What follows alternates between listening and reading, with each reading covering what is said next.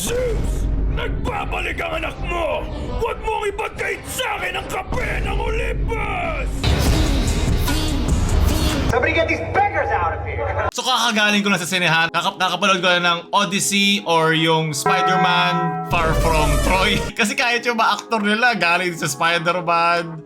Diba? So either way, sa mga di nakakalamang Odyssey ay yung after ng Trojan War kung saan bumalik si Odysseus galing sa isang nakakatakot na voyage back to Ithaca kung saan marami siya na-meet kasama ng kanyang army na iba't ibang mga creatures dahil nainis ang mga Greek god sa kanya. So di ko lang paano ko sisimulan tong PNP na to ang pinanood di pa ako nga pala. So simulan muna natin dun sa cast kasi yung cast niya talaga star-studded. Para akong nasa Olympus. Nakita ko yung mga Titans, Matt Damon, Tom Holland, Anne Hathaway, Zendaya, Lupita Nyong'o, si Edward Cullen, na kudos sa kanyang aktor, dami na siya na bang roles after na nalagpasan na niya. Charlize Theron, Benny Saldi, John Bernthal, John Leguizamo, Elliot Page, Himesh at Samantha Morton. Noong unang shots pa nga lang, well, spoiler free to, unang shots pa nga lang natawa ako na, parang ako nanonood ng Dune Part 4. Kasi nasa beach na naman sila. Ito na naman yung mga aktor ng Dune at yung Spider-Man. So parang yung mga sila ring mga artista yung mga na-cast for the roles na meron ngayon. Pero naiintindihan ko naman kasi si Christopher Nolan to, parang kaya niya i-snap into existence itong mga actors at actresses sa gusto niya. Hindi nga ngayon nasama si Cillian Murphy diba? So laging kasama siya sa mga roles si Christopher Nolan Pero in a director's angle, very Christopher Nolan aesthetic pa rin talaga yung kanyang hawak. At I think talagang pinush niya na hindi gumamit ng sobrang lalang CGI kasi sa ibang mga studio doon na sila kilala. Kung mapapansin nyo, kaya to 3 hours din kasi para ma-set up yung mga ganong klaseng shots at yung mapunta sa tamang immersion yung mga actors niya, kailangan nila pumunta sa mga sets, kailangan nila pumunta sa mga iba't ibang mga venues at mga expansive na mga places para makuha yung shot at hindi yun magagawa ng green screen. Talaga pupunta sila sa mga siguro ewan ko anong island yung kanyang nakuha doon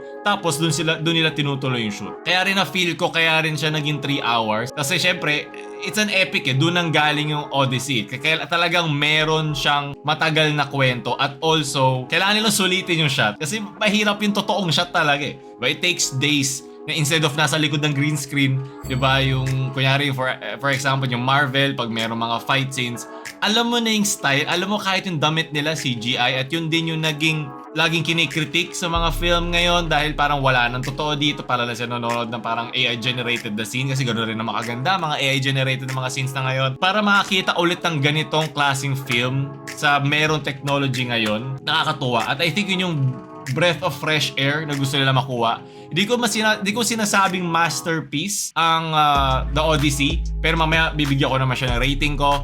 Doon tayo sa acting. Acting wise, star-studded to. Ano pa bang gusto mo hingin sa mga to? Mga kilala to, mga veterano na ito. I think meron lang mga off ako doon na hindi sa acting pero doon sa script. Meron sinabi doon na part, di ko makakalimutan yun. Sinabi ni Tom Holland as Telemachus na sinabi at dad's coming home. Dahil sino nagsasabi ng dad nung panahon nila? My dad is coming home. Pero ewan ko baka lost in translation in the modern world yung mga pagtawag nun. Tsaka alam ko may nagsabi ng parang fuck off somewhere doon. Di ko maalala yung mga kasi sa sinehan Hindi ko naman siya pinanood sa bahay. So hindi ko parang ma-screenshot hindi ko ma-save yung mismong parts Pero tawan-tawa kasi nakakasira siya ng immersion. Pero okay lang naman kasi baka tinatry niyang i-fit for an international audience. Makikita mo international din yung cast na meron ang Odyssey. So I think yun yung gusto niya mangyari. Baka sa iba ang father ay hindi nagigets or kung meron man parang slur ng F-off nung panahon na yun hindi matatranslate well na maintindihan ng ibang mga lengguwahe. Either way, napansin ko lang at sobrang nasira lang immersion ko doon kasi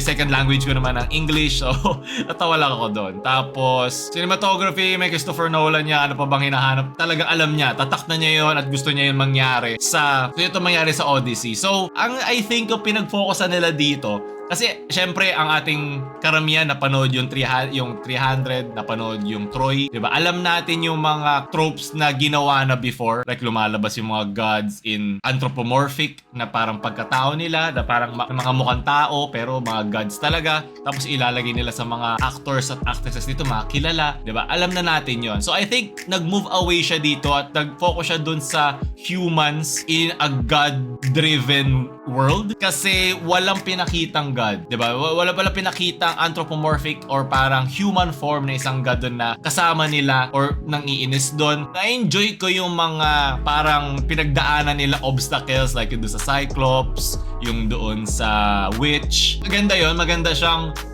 para mga kalaban na meron sila. Napansin ko din, parang mahihirapan manood din ng movie na ito yung mga hindi naman versed sa Greek mythology, pero siguro enough na din siya para simulan mong basahin o simulan mong tignan. Pero kung papasok ka at nanood ka nito, I doubt maalala mo yung mga sinabi ko.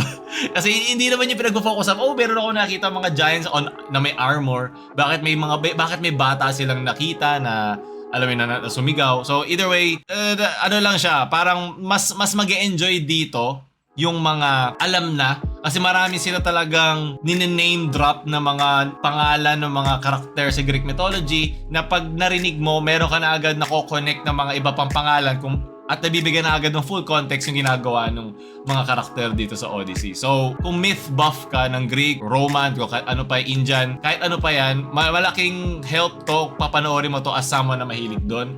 Mas mataas ang magiging score mo, mas ma-appreciate mo siya. Kasi parang may sariling rendition dito si Christopher Nolan na gusto niyang pakita. Like yung inner turmoil na sariling retrospective sa pinagdaanan ni Odysseus, kasi syempre tao rin siya eh. Hindi naman siya heroes of heroes. Meron siyang bravery, meron siyang strength, pero kasama pa din doon yung kanyang human hubris, yung kanyang pagiging tao na, example lang, yung tinira pa niya ng isang arrow yung Cyclops na sana hindi na sila hinabol agad dun sa dagat kung hindi lang, kung alam mo yun na, kasi pinatay niya yung iba kong mga tao diba? So, meron siyang ganong kind of justice na very human, pero dahil doon mas marami pa tuloy namatay. So, parang hindi siya yung parang the wisest of the wise, pero he is wise. Yun lang yung masasabi ko. Matalino siya. Yung mga shots na pinakita doon, may mga parts doon na sobrang nakakahilo lang. Mayroong spit roast ni Zeus tsaka ni Poseidon na kinakanalan yung barko kasama ng kanyang mga tauhan, na tipong worth ba yung tinatry mong i-save to mga natitira mo, pero in the end lalo lang sila nadadali. Parang nanonood ng Berserk. Like para siyang Griffith. Si Griffith na gusto i-save yung kanyang party, yung kanyang army, pero in the end hindi niya nagagawa kasi mga kalaban niya mga Diyos. Tapos yung pag-aura farm lang throughout ni Agamemnon, no, na hindi ko maalala sino yung tao, sino yung actor na nasa likod ni Agamemnon. Kasi naalala ko Agamemnon sa Troy, diba? Parang mataba na siya, like mayaman, ganyan. So doon parang nag-aura farm lang siya. King ako, nung pumasok kasi dyan nila yung Troy. Hindi spoiler to kasi gets back. Greek mythology to, alam mo na dapat to eh. Parang sinabing sinong mamamatay sa Biblia. Like, alam mo kung sino eh. Kasama na to sa history. So, either way, parang sinabi dito na yung version ni Agamemnon dito, yung pag-aura farm niya throughout, very bago, fresh take.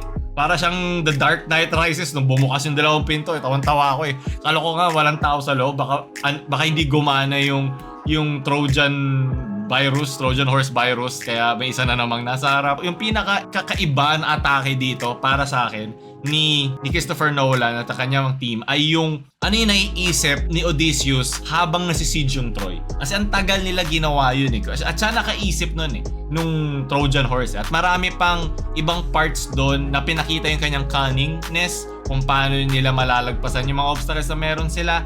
Pero yung sa pag-siege ng Troy, yung paulit-ulit na piniplay yung scene ng pag-akyat niya, throughout yung paulit-ulit yung pag-akyat niya, nakita niya mga na R-word na mga babae, mga pinapatay na mga innocent. Hindi na nga yung pinapakita throughout. Kaya gusto ko PG-13 eh. PG-13 siya. So tinatry talaga nila na maging international to. Kasi 3 hours eh. Di naman lahat ng tao nanonood ng 3 hours isang movie. Diba? Hindi siya normal. Yung mga parts na parang hindi nga ganun kadugo eh. May mga onting pugutan pero malalayo. Para enough lang para lumagpas dun sa rating ng hanggang PG-13. Kasi madugo dapat yun eh. Sobrang lala dapat nun. Pero diba, simpleng tusok, onting dugo na dura. Pero walang, diba, sa panahon nila noon, sobrang lala na mga ginagawa. tipong pumapatay ng mga atabs, ng R-word ng mga kung sino-sino, pag may mga requisition, nagpe-pillage. Sinabi yun mismo dun sa part ni Cersei na sinabi niya na, sa tingin, what do you think of your men? At ba nakikinig yan sa'yo? Dapat dinidisiplina mo yan. At ba kaya mo sila kontrolin sa kanilang primal instinct, ganyan-ganyan. At syempre sa panahon na yun, di mo naman talaga makokontrol ang tao at lalo na sa ganong klaseng power na meron ka. It fucks up yung brain mo kung paano ka makipagkapwa-tao. At I think yun din yung goal nito dahil tinanggal yung mga gods at yung mga anthropomorphic nilang parang imagery, mas nag-focus tayo sa mga tao na itong mga tao na paulit-ulit hinahanap, di ba yung Zeus's law na do unto others kasi parang yung Zeus's law na parang do unto others what you want others to do unto you, na yung mga host dapat laging nagbibigay ng tulong sa mga travelers and vice versa, di dapat sila abusuhin ng mga travelers. At yun yung makikita mong central point ng kanyang lugar kasi makikita mo kung gaano inaabuso ng mga suitors yung pagkain nila, di ba? Dun sa bahay kung nasan si Anne Hathaway, di ba kaya silang kain, gusto nilang maging mga kings at maging mga suitors yung essentially yung castle at yung pagkain at yung reyna gusto nilang kunin. So kita mo nagiging parang gahaman sila. Yun yung mga back and forth na themes na meron yung movie. So back doon sa pagka-siege yung Troy, nung alam mo bumagsak na yung Troy, pinakita doon yung parang slowly niya naiintindihan na magfo-fall ang civilization dahil sa ginawa niya. Kasi tong ginawa niyang Trojan horse na nag-trust at sinira niya yung parang trust between men, merong pagkasinungalingan na naganap na parang ito ay binigay ng gods, dapat wag niyong itaboy, diba? So kinuha nila ngayon at nung kinuha nilang Troy sa loob nila, lumabas na yung virus, kaya nga mayroong Trojan horse na virus at na bumagsak na ang Troy dahil doon. So parang simula nun, nawalan na ng parang trust ang mga tao sa isa't isa at dahil doon bumagsak ang sibilisasyon. Diba? At syempre, in a few months or years ata, isi-siege naman ng iba yung iba pang mga lugar. So, I think may isa nga doon nag-stuck sa akin na sinabi na nung pabalik sila ng kanyang anak, tapos nakabalik na siya to Ithaca, na sinabi niya na do not look for gods in men. Na I think naging focal point din nung movie kasi hinahanap nila lagi yung rason ng mga gods. Pero yung gods never nagpapakita sa kanila. It's always sa isang scene, sa isang phenomena, diba? Sa isang kailangan niyang gawin na pag-sacrifice ng isang goat, tapos makakausap niya yung mga dead na mga dati niyang ka-army na BTS, imimit na kanina yung sasabihin sa kanya after ng death na yon. So, parang ganon. Pero naalala nyo, throughout, meron din niya nakikita niya si Zendaya na parang pinakita as Athena, pero pinakita sa dulo na iba pala yon, na isa pala siyang priestess. So parang napunta din ako sa ruta na, wait lang, kung hindi talaga nagpakita si Athena sa kanya throughout, ito ba yung guilt niya? Ito ba yung kanyang conscience? Ito ba yung ego niya o id niya na meron siya? So kung yun nga yun, ibig sabihin, ito na yung slowly nagfa-fade away na yung kanilang dependence on the gods. Ito na isang way ng parang nag-e-evolve and nag-grow up na itong mga sinaunang tao na ito na walang ibang way to verify ang mga phenomena na nangyayari sa mundo nila, mga karmic o universal, or kung meron pang pakiang universal sa kanila, dito na nagsisimula yun na wait lang, so ibig sabihin pala kahit pumatay ako marami, pwede pa rin akong maging mabuti kasi meron ako ibang moral obligations sa iba't ibang mga bagay. Pero diba, they're stuck dun sa kanilang olden ways na lagi namang binabasura at laging tinatapakan itong Zeus's law na to. Ang daming nag-aabuso, ang daming kilalagpasan na parang wala lang. Parang ano na itong kwento na tinatry ng mga tao intindihin yung nangyayari sa panahon nila. Tapos itong si Odysseus